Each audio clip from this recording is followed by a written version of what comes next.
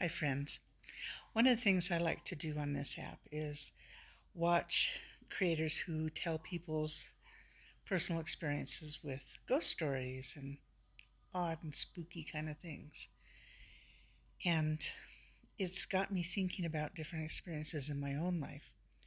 I wanted to share a story that happened to my family when I was like 14, 13, 14, somewhere in that age bracket.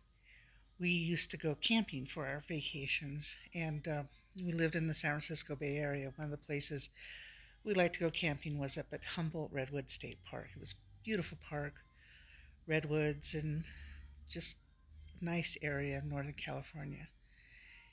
And this one summer, my grandfather, my mother's father, had had a stroke, and he was not doing well. We had gone out to see him the summer before and spent some time with him and my grandmother. He was in the hospital, and he just wasn't doing real well. But he was in his 70s, and he had served in World War One, and he was an older man. So this summer, we went on our regular annual camping trip, and um, my mother had this feeling that maybe she should call and check on him. And because we'd been gone for a while camping, and she called, went to a payphone and called, and found out that her father had died and the funeral had already taken place. He'd been buried that afternoon that she called. And she was devastated. She wasn't able to be there for his funeral because we were out on vacation. They had requested the Highway Patrol try to find us, but we were tucked away in this state park. There was no way they could have found us. So she was very upset, and we left the little general store and went back to our campsite, and we were trying to console her, and she decided to go ahead and make dinner, keep herself occupied. And as we were sitting there and we were all talking and helping with making dinner and blah, blah, blah, a park ranger came along.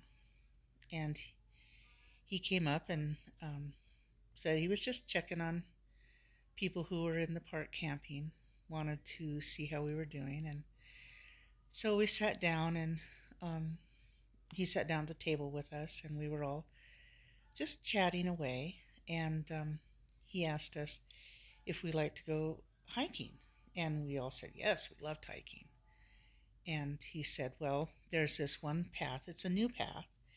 He told us where to find it. He said it's like a fairyland in there. It's all these ferns and lush forested area, and there's a freshly laid path. And he said it's kind of like a keyhole path. You take this this path up, and there's a circle. And he said there at the where the straight line meets the circle path, there is some benches, and you can sit and rest, and then go on if you want to. But it's very nice. So he drew us a little map how to get to it, and we thanked him.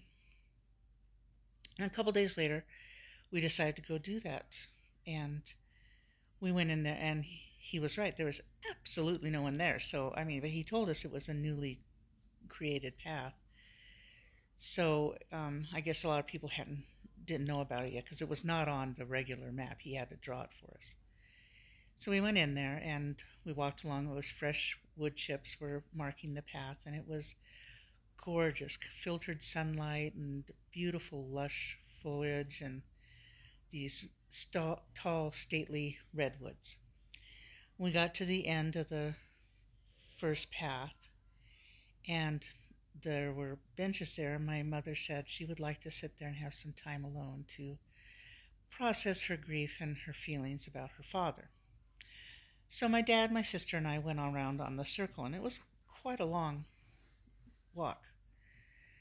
But we all remembered as we were walking on this path that we all had a very strong feeling not to get off the wood chips. It felt like there was something outside of that path. We didn't know what it was, but my father mentioned it. My sister and I both agreed with him. We felt there was something off, but we didn't know what it was. And so we were very careful.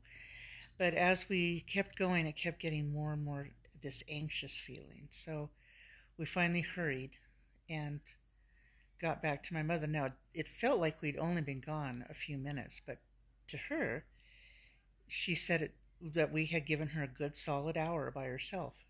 It wasn't an hour to us. It was just like maybe 10, 15 minutes. It was a long path, but it wasn't that long. And when we did get back to her, she was feeling much better, and she felt like she'd come to peace. She felt like she'd felt her father's spirit there with her, comforting her, and everything was much better.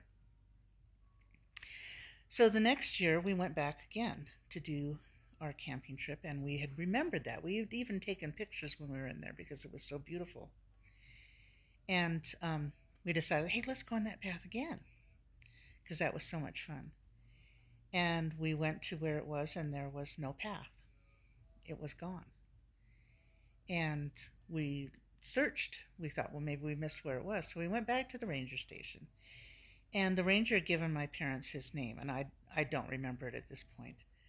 And one of the things he told us was that he was a school teacher, and that in the summers, when he was off for those 3 months, he worked as a park ranger in Humboldt. So we went to the ranger office, and my parents told them, hey, I don't know, Ranger Smith say, is he here this year?